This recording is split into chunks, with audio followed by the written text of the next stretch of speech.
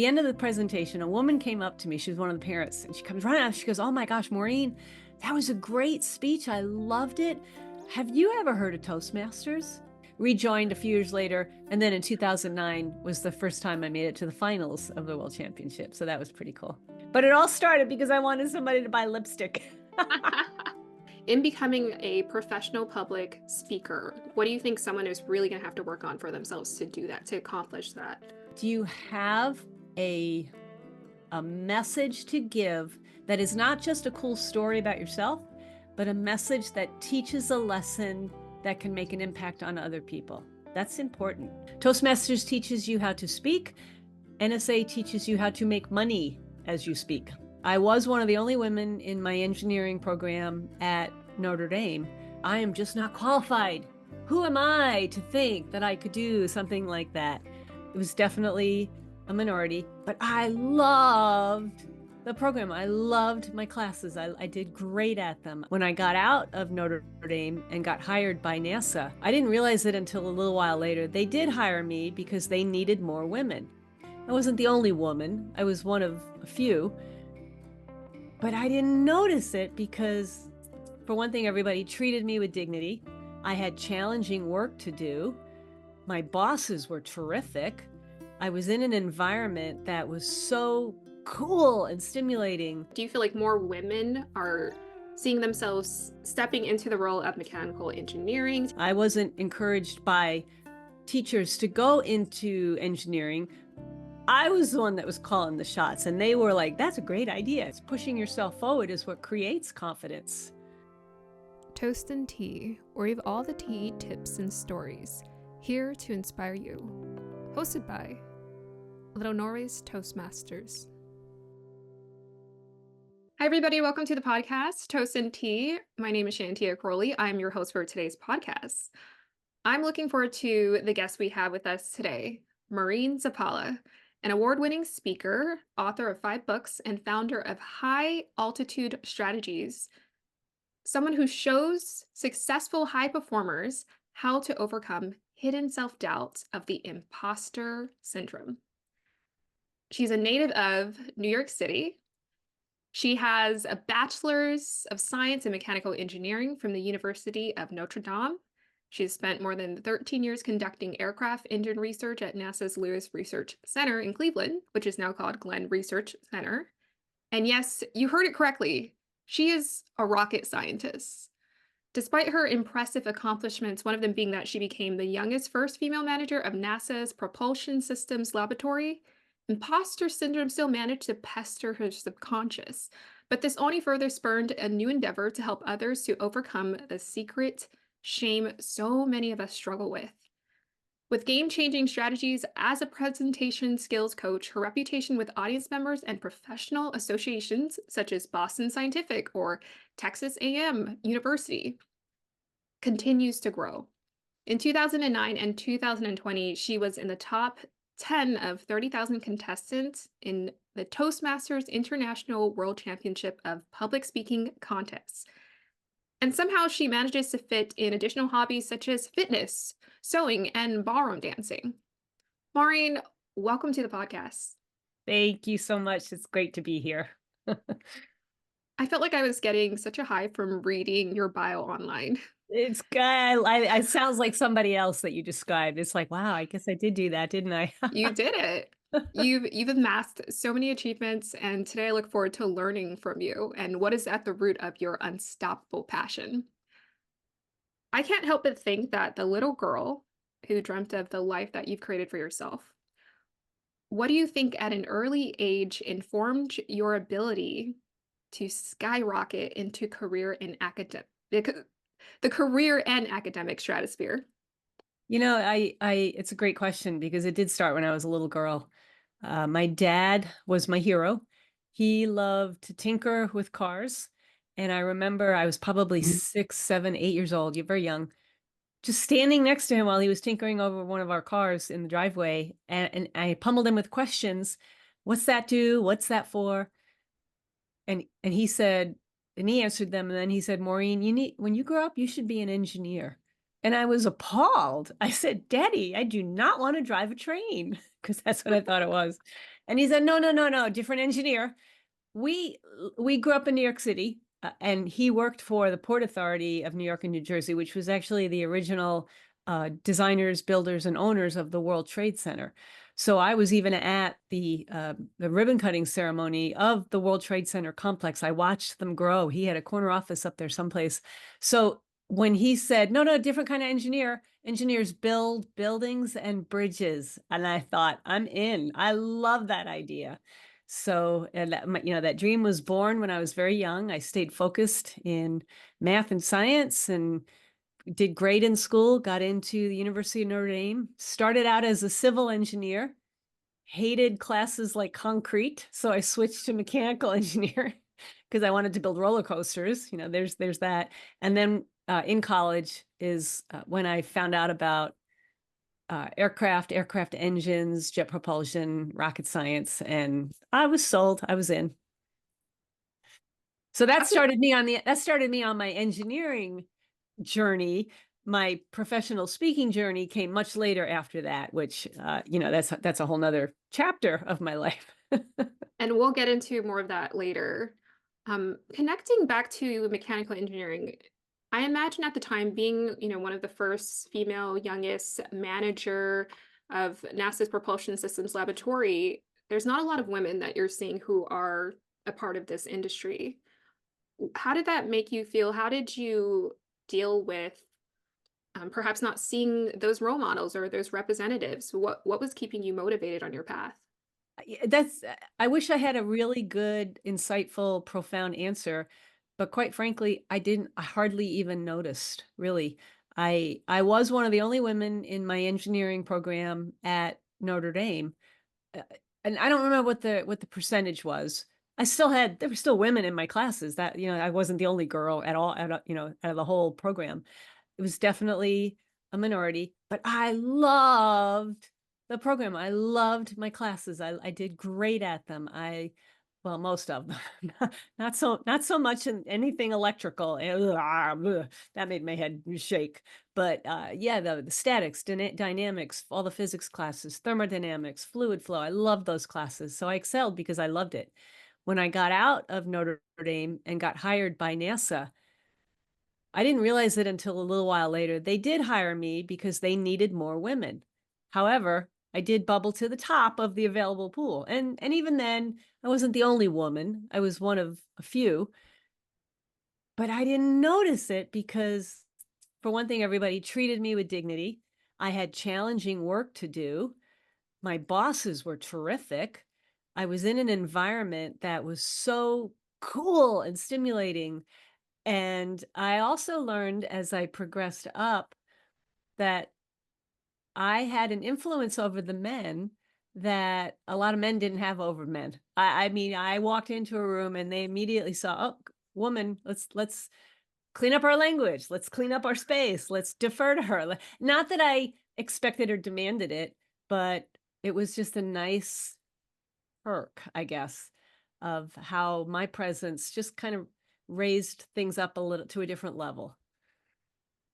That's such an interesting perspective to hear that you had such a overwhelmingly positive experience. I feel like that was very much the case for me. Everywhere I always had someone who was pushing me along, urging me along, whether it was high school or college, someone who was just always such a positive influence. So I don't really have those like, oh, did someone discourage you or people mean to you? I'm like, no, that wasn't my experience. I've always just had great teachers, leaders, people around me who were so supportive.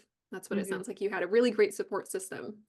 Yeah, and I wasn't the only one. There were the other women that were in our department or even in our directorate, which is, the bigger, the way that it's structured. I don't remember hearing a whole lot of women complaining about being overlooked or oppressed or mistreated. Maybe it happened. Maybe it happened on, in quiet circles. Maybe it was a personality conflict. Who knows? Who knows? But I know for me, it was glorious. I loved it. So, as far as where mechanical engineering is today, do you feel like women are, it sounds like you didn't have a problem seeing yourself in that role, but do you feel like more women are seeing themselves stepping into the role of mechanical engineering, taking on those opportunities? Because I don't know. What do you think the shift has been like? Yeah, I know that there's over the last couple of decades, I graduated many years ago. I'm a lot older than I looked. I mean, I graduated college in 1983, so I we had our 40th reunion last year. So just a year and a half ago, actually, almost 2 years. Put it into perspective. I'm older. I'm older, so things were a lot different back then, but yet some things are still the same. I think over the last few decades, industry and government and academia for sure have done a lot more to increase awareness of STEM opportunities at a much younger age. Absolutely. I didn't have that kind of encouragement when I was in grade school. I wasn't encouraged by teachers to go into engineering. I was the one that was calling the shots, and they were like, that's a great idea. Nobody ever said to me, this is the path you need to take, and these are the Mhm. programs I'm going to put you in, and these are the activities you should be doing. I found them. I gravitated towards that. So I don't know how things have changed much, other than there are more opportunities. It's more evident in education at all levels, at all grade levels, that STEM is a viable option. Why don't more girls go into it? Who knows? Maybe it's a cultural thing. It could be a peer pressure thing. It could be, my topic of expertise as a professional speaker is imposter syndrome. It could very well be that I am just not qualified. Who am I to think that I could do something like that? That's a whole different topic, which happy to talk about that. I heard a life coach say that confidence doesn't come naturally to women. What do you think about that statement? That's an ouchie on me because that makes me feel like I'm at a disadvantage thinking that confidence is what's needed to push myself forward, whereas it's the opposite. It's pushing yourself forward is what creates confidence. So it makes me, if somebody says confidence doesn't come as easy for women, that sounds like you might as well just quit the race before it even starts. That just sounds demoralizing to me. I thought it was interesting too. When I think about the women in my life and I think about how they've had to push forward, but I would say at this point in time in this modern age, women are seeing that they can do whatever they set their minds to. There's not really any limitations unless you, like you said, you create them for yourself. You create those obstacles for yourself and you say, well, I guess I can't do it. Hmm. Yeah, a lot of it is mindset, the way we think, how we jump to conclusions about circumstances before we really evaluate them. Some of it is dragged in from our childhood. I was very blessed to have parents that said, whatever you want to do, we're here to help you. Not everybody gets that. I was very blessed with siblings that paved the way ahead of me. My older sister and brother were the first two in the family to go to college. Mm. In the first two, well, I don't know if among all of my cousins, but at least in our immediate family, from what I could see. So to me, it was just like, okay, next step, college. It was just a natural thing. Not everybody has that.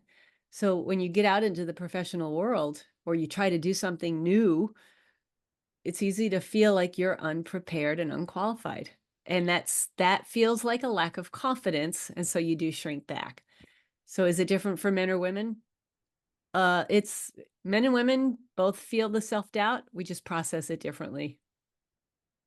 How do you feel like men process it then?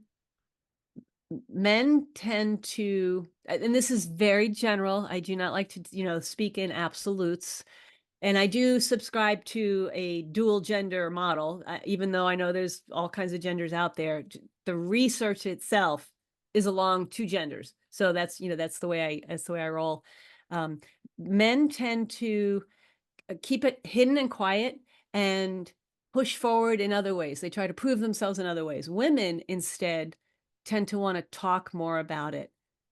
When I go to a conference and I'm on the program to talk about imposter syndrome, and I speak to both audiences, whether it's all women or a mix.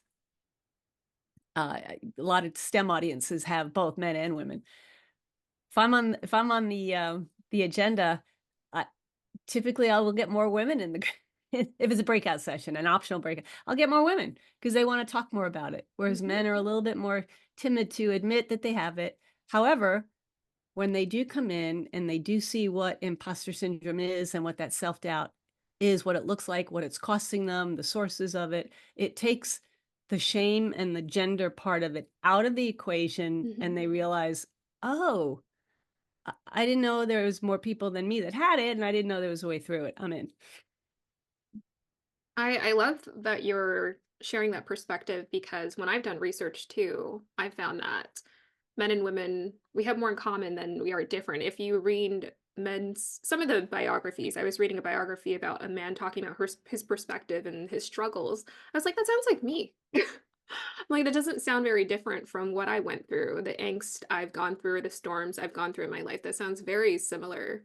Yeah. So it's just like you said, are they comfortable with being able to talk about it as much, depending on the gender and the cultural differences, what they grew up in, what's acceptable for men to do or whatnot? Maybe that's preventing some men from being able to fully express or freely express how they feel about that imposter And and, syndrome. and also too, what I've learned, if you take, for example, uh, there's a new, let's say, a promotion on the table. Men and women may look at the promotion in a different way. Not just, am I qualified? That's not it. They're both qualified. They're both. Women will look at it, because I know I did this when I was promoted. Women will look at that promotion and think, how will it change me and my relationship with other people? Mhm. And men will look at it in terms of, will people will I be able to do the job consistently, and will people respect me in that job? So with women it's more relational, Mhm. with men it's more impact. I think that makes perfect sense. Now, let's move a little more into your Toastmasters journey because this is a Toast and Tea podcast. So, we want to know more about what brought you to Toastmasters.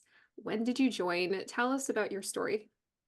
I I've joined a few times. I've been in and out since, I think the first time I joined was 1997. So it was a while ago.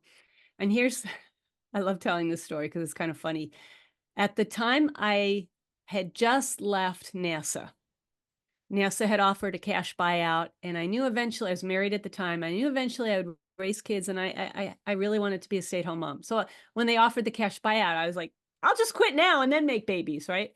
So I quit, but at the time, a side hustle I had was I was selling cosmetics. I was selling Mary Kay cosmetics.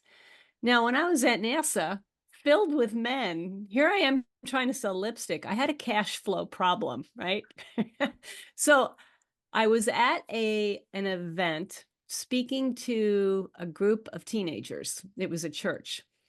And I was just kind of doing a little speech for them. At the end of the presentation, a woman came up to me. She was one of the parents, and she comes right out. She goes, "Oh my gosh, Maureen, that was a great speech. I loved it. Have you ever heard of Toastmasters?" And I didn't know it at the time. I know now that that's kind of quiet secret language for, oh my gosh, girl, you need help, right? So, because I'm sure I was awful. So I said, no, I hadn't. So she told me about it. So my first thought was, I wonder if there's women there, because I need to meet women to sell my lipstick. So I visited, I don't know, 2, 3 clubs, found a club that fit my personality and my kind of vibe, and loved it from the get-go. I was with that club almost my whole time that I was in Toastmasters in Cleveland. I was actually a member of 2 or 3 other clubs, but I always pretty much stayed part of that club. And yeah, it was glorious. And that was in 1997.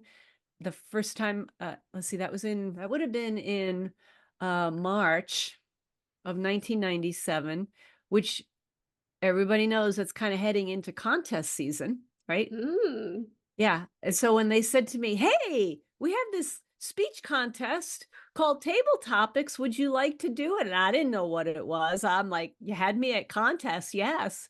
So of course I wasn't qualified to be in the speech contest because I'd only been in the organization for like a minute, but I could do table topics. I didn't know what I was doing. And apparently neither did the judges, because I won. I'm kidding about that part, but I got hooked. in just the process of the judging and the competing, watching the whole event unfold, the judging. I think that year, I think I made it to district in table topics, stumbling my way all the way up the line. So yeah, that was fun. And then in 1998, I competed and made it to district, came in second in district, and then in I think that was when I had my son, and I quit for a few years. I don't remember all the timing. Rejoined a few years later, and then in 2009 was the first time I made it to the finals of the World Championship. So that was pretty cool. But it all started because I wanted somebody to buy lipstick.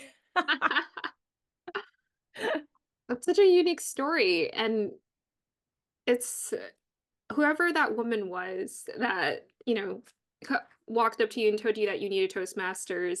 That is what we do as Toastmasters. Like, we are Yep. watching, or we are just looking to find who's the next one out Who there. needs our help the most? I I know love that. she ended up being, she's I don't even know if she's still in our district because it's been so long since I've been back. I've been out of Cleveland now for 5.5 years.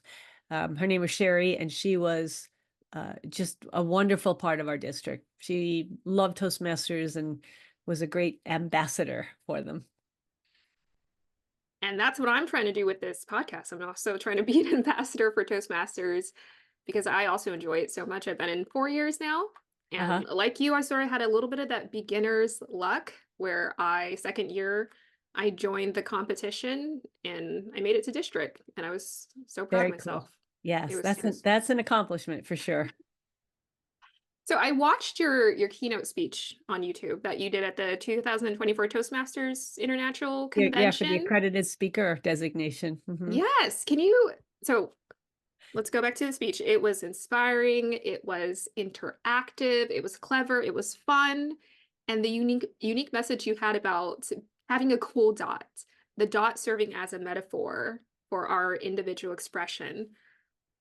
Why did you feel like it was important to share this message with the audience? That's a portion of my keynote.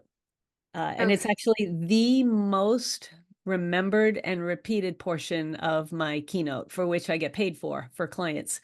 My keynote speech is 1 hour. For the accredited speaker, I had to present between 16 and 18 minutes. So I thought instead of taking 1 hour and squishing it in, I took the 1 hour and I took a slice out of it.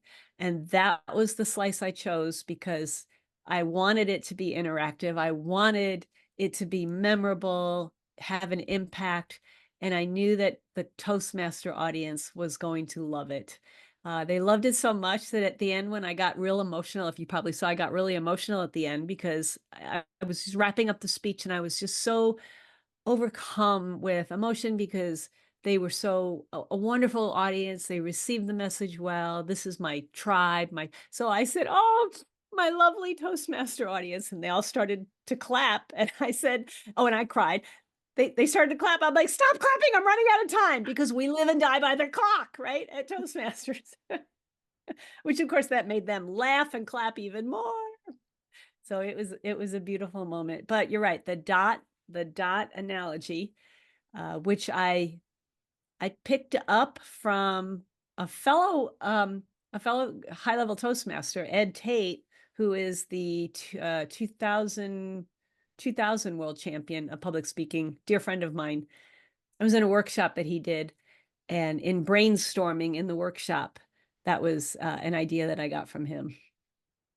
Yeah, that was so cool. I was having so much fun watching that, and I loved how you were vulnerable, you were open with your emotions because that's important. It was so fun. And I Thank think you. becoming from your mechanical engineering background, I like to see the play on that because obviously you're good at math, you can be serious, but you can have fun too. Yeah. Thank you. Thank you. I'm glad you enjoyed it. I had a blast. That was definitely a highlight moment. So like you said, you're a part of the Accredited Speaker program. How long have you been a part of that program?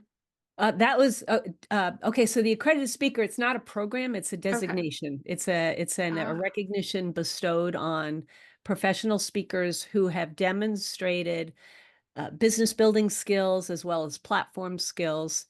The application process is about 8 months because it started a year ago in January, or this past January, and it culminated with you go through 3 rounds of review to get to the third round, which was the live presentation, you had to get approval at 2 other levels. So that third round, that's why there were only 2 of us. I don't know what the original pool was, but I'm sorry, there were 3 of us there that presented in person. That was the final level. We had to be okayed and blessed by the judges at that level in order to get the accredited speaker designation. And we didn't even find out. Well, we did find out. We found out later that night. We weren't allowed to tell anybody. We found out. We had to act surprised when they did tell us. Okay, that's neat. So it's a recognition. It's a title, Yep. essentially. Yeah, Okay. it's an earned credential. Okay. And A it's for credential. professional speakers. I Mhm. know in Toastmasters, we are really big at chasing prizes, chasing titles and letters and check marks and levels.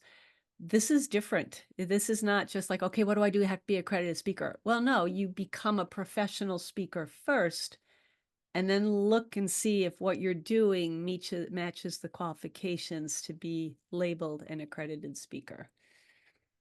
After so many years of coaching people, helping them to build their confidence, what do you think is the most important thing or key thing that they should be paying attention to when it comes to being a speaker or work on for themselves?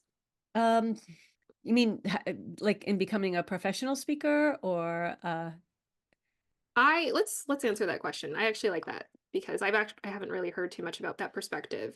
In becoming a professional public speaker, what do you think someone is really going to have to work on for themselves to do that, to accomplish that? well, it's interesting because right after you and I are done, I told you I had another Zoom call right after this. Mhm. And that's exactly what I'm talking about. I'm talking about my journey to become a professional and what I do to keep my business going and to get speaking engagements. But I think first and foremost, it starts, there's many things that it starts with. It's like baking a cake. You assemble all your ingredients together, and it doesn't matter what order. Well, I guess it does. I'm not a baker, so I don't know. Doesn't matter what order they go in. They all just have to get in there. So you just have to assemble them first and then start putting them in. Things like, do you have a message to give that is not just a cool story about yourself, but a message that teaches a lesson that can make an impact on other people? That's important. You know, the fact that you lost your arm or that you climbed Mount Everest, that's a cool story. But what did you learn in the journey that is teachable to somebody else? Because that's what clients pay for. They're not paying for the cool story unless you're, a big name celebrity or a politician. But for the most part, they're not paying. They're paying, for results. So what's your message? Realize that getting speaking engagements is going to be a lot more work than you think. Your phone doesn't ring off the hook. There's no such thing as the speaking circuit. That makes it sound like you're next in line. You're going to be hired. Nothing like that. Uh, things like things like a website and a demo video. Meeting planners want to see you speaking on stage to a live audience. They want to know that you've got the talent and the chops to hold an audience. That takes time. I tell people speak for free wherever you can. Join Toastmasters to get good at the skills, but know that Toastmasters isn't the only way, isn't the way to get to become a professional. We speak in 7-minute segments, right? Most keynotes are anywhere between 30 and 75 minutes. So you guys either string together a lot of 7-minute speeches or add more content or storytelling or interaction. So learn the nuances of what engages an audience. So there's a lot of elements to becoming a speaker. I stair-stepped my way. I started speaking outside of Toastmasters probably around not long after I was in the finals for the first time. So it was probably around 2010 and have been slowly building my business. It really has taken off since COVID cleared out of the way. And that is a direct result of both of my kids were now out of the house and I had time to focus on doing the work I think because that it's kind a of lot of work. right. I think that also answers the question about, balancing ambitions and being a full-time parent. Everyone knows that being a parent is a full-time job. That's not something you can just take time off of doing part-time. Yeah. And it Yeah, sounds like I did not want to be a road warrior when I had two kids at home. And then after I got divorced, I was, I had two kids in my home all the time and I was kind of, responsible for them. That doesn't sound right. But, I was divorced. So I was a single parent. Mhm. I did not want to be a road warrior. That was just a personal preference on my part. So I did local stuff and used some of that time to write a couple of books. But then when COVID hit, that changed everything. Of course, there was, it opened up many, many more virtual opportunities like what we're doing now. Mhm. And then of course, when the meeting industry came back together, whew, we were so excited to get together in real life in person. It's been great. And, every year the meeting industry, um, forecast gets better and better and better. There's more meetings, there's more people coming to meetings, the fees are relatively high, they're hiring more speakers. It's very, very positive. That's good news for me. That's something I don't know, I'm working towards perhaps. I'm coaching, life coaching is primarily the area where I want to focus, but speaking engagements is something in the future I look forward to creating for myself. So it's wonderful to hear that it's working Join the out great. national Join the National Speakers Association if you haven't already, at I've least never even visit heard of them. it. Oh my gosh, this will change your life because it changed mine. Mhm. Toastmasters and NSA partnering together. I mean, the two of them, they just complement each other so well. Toastmasters teaches you how to speak. NSA teaches you how to make money as you speak. So Toastmasters teaches the skill. Mhm. NSA teaches the business of Ooh, speaking. that's So good. No, yeah. that's realistic too. We need both parts. All right, so we are almost coming to the closing of this podcast episode. So, Maureen, I have a couple more questions for you. How would you describe the current phase you are in your life? Oh my gosh, I just was talking with Patricia Fripp, who's a dear friend of mine. She's pretty much a celebrity within the NSA, National Speakers Association. She asked me exactly the same question. So where are you at, Maureen? I'm like, oh, I am so blessed and grateful. I am in such a great place. My business is going well. My personal life is for the most part peaceful and calm and manageable. My health is good. Every day I wake up and I think, is today going to be as great as yesterday? So I am just brimming with excitement and yeah, loving life. That's wonderful. I'm so excited for you. That you just sound like you are alive, you're ready, you are engaged with life. You are, yeah, it sounds I will be. wonderful. And once I get past this sinus infection that keeps coming back, I'm really going to be crushing it. What final advice do you have for those who are pursuing their passion while improving their skill set? Ah, passion is great. Passion won't always pay the bills. So always always have a backup plan, or at least, your income. When I think of a lot of people say, just follow your passion as a speak about that which you are passionate about. And that's just in the realm of professional speaking. That's that's not what they're hiring us for. They're not hiring me for my passion. They're hiring me to make a difference. I happen to be passionate about imposter syndrome. I'm known for it. I talk about it. I eat, drink, sleep, and breathe it. And everybody knows that about me. So I've managed to monetize my passion, but you have a backup plan. During COVID, when I wasn't speaking, I went out and got a job. I had to get a full-time job that I was with for 2 years and I loved it and then came back to speaking. So yeah, passion is important, but have a backup plan. Be realistic, balance the realism with the passion. All right. I think that is a great note to end the podcast on. Maureen, thank you so much for joining us for this episode of Toast and Tea. Thank you. It was just delightful to be with you. Thank you so much. Great. Bye, everyone. We'll see you next time for another episode of Toast and Tea.